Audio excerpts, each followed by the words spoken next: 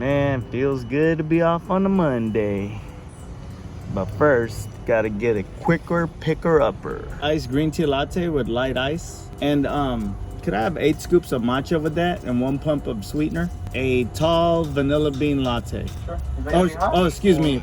Vanilla bean frappuccino. Sorry about that.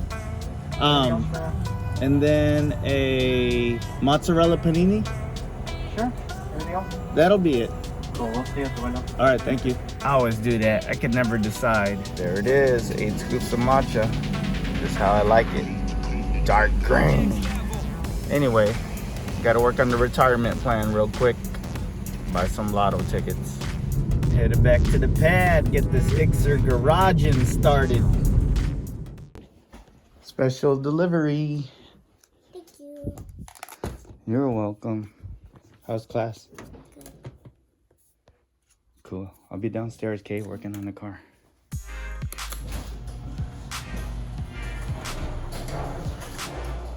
This is one of our neighbors' cars. They dropped it off last night.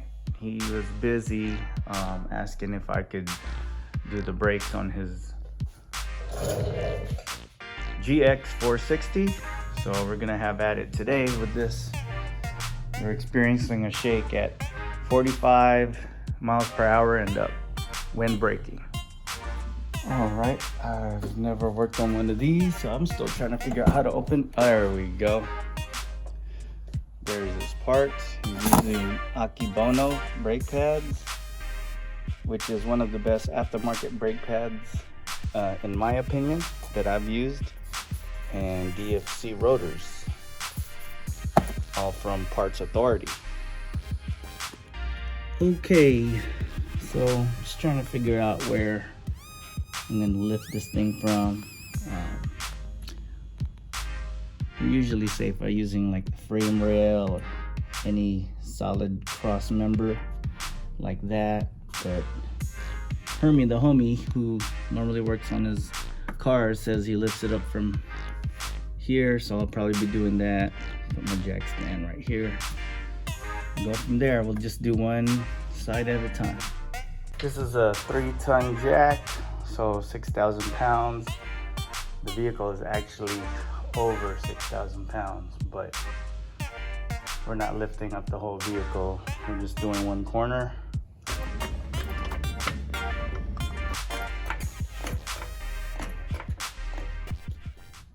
Yeah, normally I don't like propping my jack on wood. Should be fine, but I'd rather not.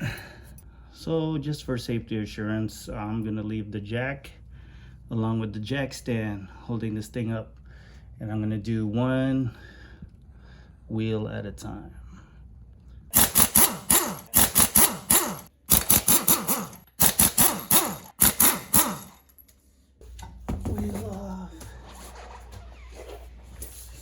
Side. Quadruple piston setup reminds me of Brembos. Let's hope these are free floating rotors. We're not installed with a hub, but it doesn't look like it. We'll find out in a minute. Just want to make sure we don't get involved with any repacking of wheel bearing and all that stuff. Never noticed this before. Usually there's a spring over here, but this one they had the spring attaching from top pin to bottom pin. I'm taking a screwdriver, taking this spring thing out. So as you can see, his brake pads are still good, percentage wise, but he was feeling a shake, and Hermie is a pretty thorough guy when it comes to his cars. He says, might as well just change it all. Like, why mess around? I like that. Next, you take out these springs. Pretty easy. Not that much tension on them.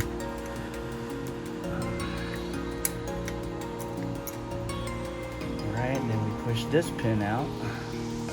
Probably put a little bit of lube on there so that it doesn't bind up. You do not want brakes binding up. Not a good thing for brakes. Alright, so bottom pin I'm gonna take off. Now you can take the spring off. Pretty easy, huh? You got it. Next, spread these out. Now that the rotors, now that the caliper pistons have been compressed, be able to take out the pads now easily. And then you can take off the caliper. It's a bit of a tight fit for my gun. Got the hook ready.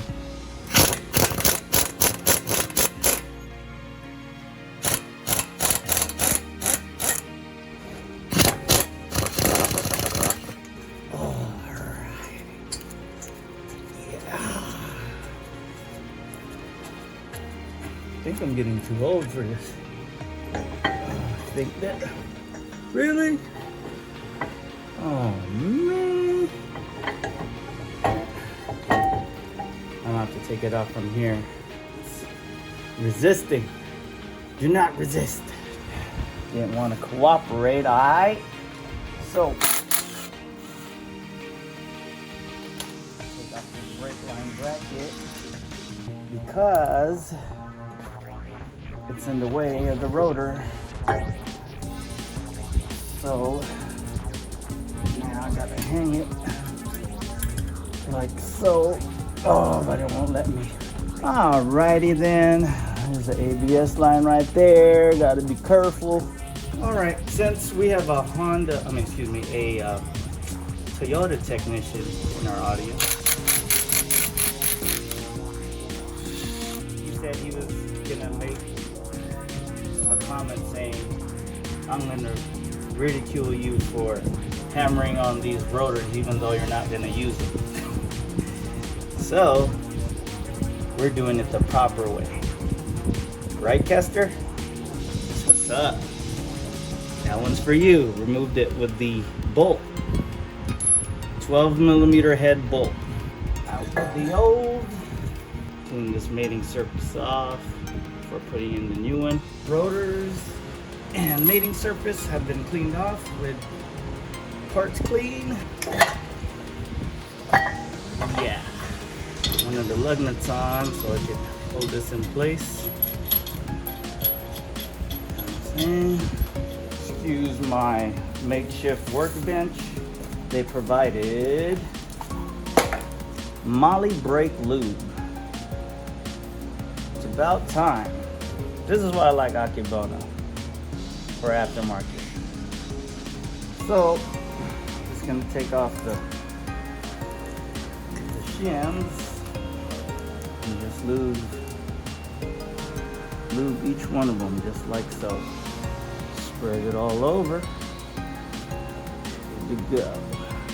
I like putting them on here too, just a tad, with more absorption of the brake noise, you know. Brake noise could be quite irritating. Y'all know that. Alright, we are good. Now that they are all lubed up with this Molly brake lube, we are ready to install. Actually, no, we're not. Gotta put the caliper on first. Put this on. You with my hand real quick. Line it up though, line it up. Come on, baby. Come on, baby. Get a lock. Always start the bolts off by hand. Cross threading is no fun, especially when you gotta fix it. Okay, on removal, usually like using the big dog, you know. Like I always say, there are torque spec to these. Torque spec, right, Reggie? But just tightening it like so is all we need. Whoa, what's going on with my ratchet? Oh, is in between on and off. So just a little snuggy wuggy. Should be good. I should look up the torque spec to these because someone's gonna be like, so what's the torque spec? Forget to put this brake line bracket back on. So you gotta bend a little bit. All right, I have to put the camera down. Little zappy. These pads remind me of graham crackers for some reason. My coworker heard me say that. He's all, man, you always refer everything to food. Yeah, you know what? I do. Can't deny that. That's what's up. Next, put the pin. Oh, actually, shoot, I said I was gonna lube it. So, all right, gotta clean off the pins and lube. Gotta find the holes. All right, guys, settle down. Okay, forgot to turn the camera back on, but anyway, having a little bit of struggle putting this thing on because I had to rotate this to where the holes are pointing out the correct way. So other lug nuts, you could zap it in, call it a day. Not these ones. Anyhow, see what I'm saying? Right here. Right here. Yeah. If you don't have it lined up perfectly and you zap it in, you're gonna hit the edge of the wheel and it's not gonna work. Went ahead and called Discount Tire. They're pretty helpful. Shout out to Discount Tire. Professional over there told me 85 foot-pounds on this vehicle. And that's what we're gonna do. We're gonna torque it down to 85 foot-pounds. After snugging it with my 3/8 cordless input.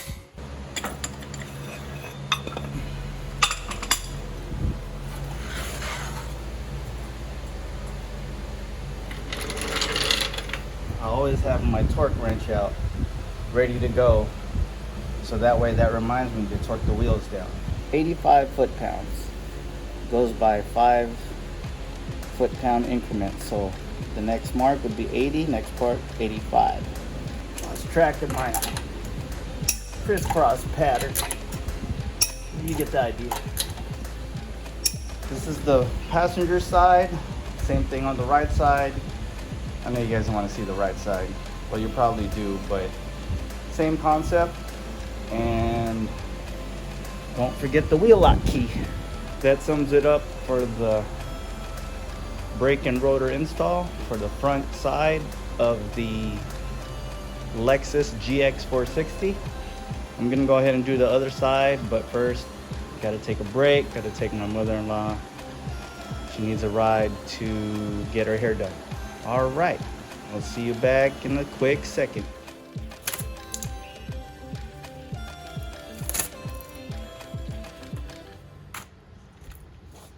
You heard her drop the mic? Let's drop the gloves.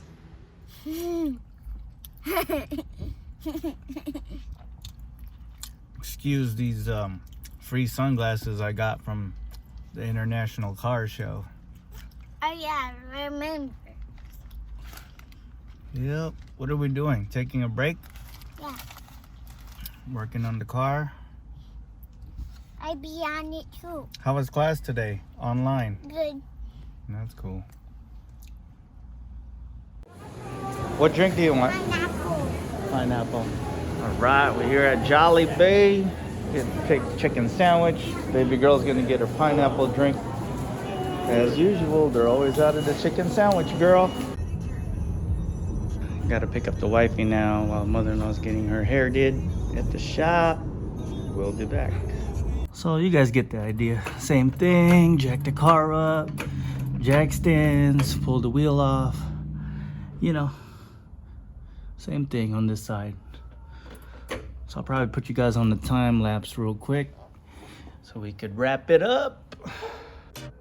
And there you have it, front brakes and rotors on a 2013 GX 460 Lexus SUV. I really love the size of this garage. And you could have a GX 460 in your garage and still have this much space. That's a good thing. Oh, you know what it be. Glove removal time.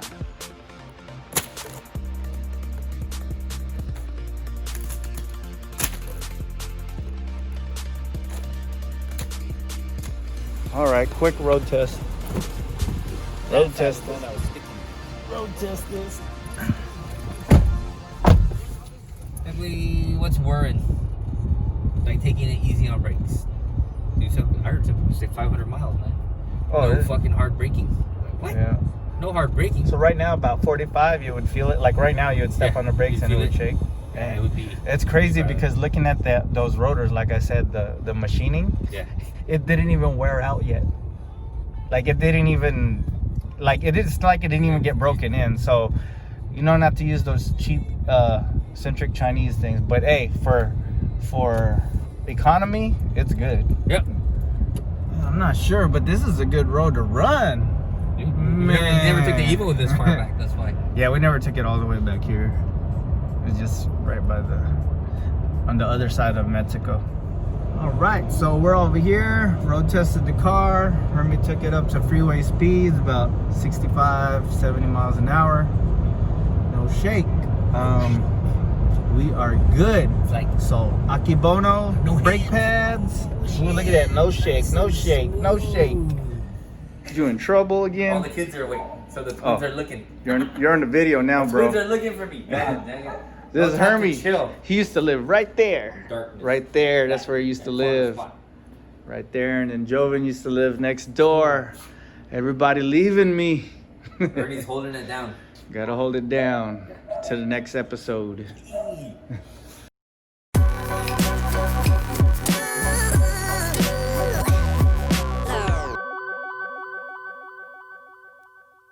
Don't forget to hit that like and subscribe button. Y'all know what's up. See you on the next one. Peace.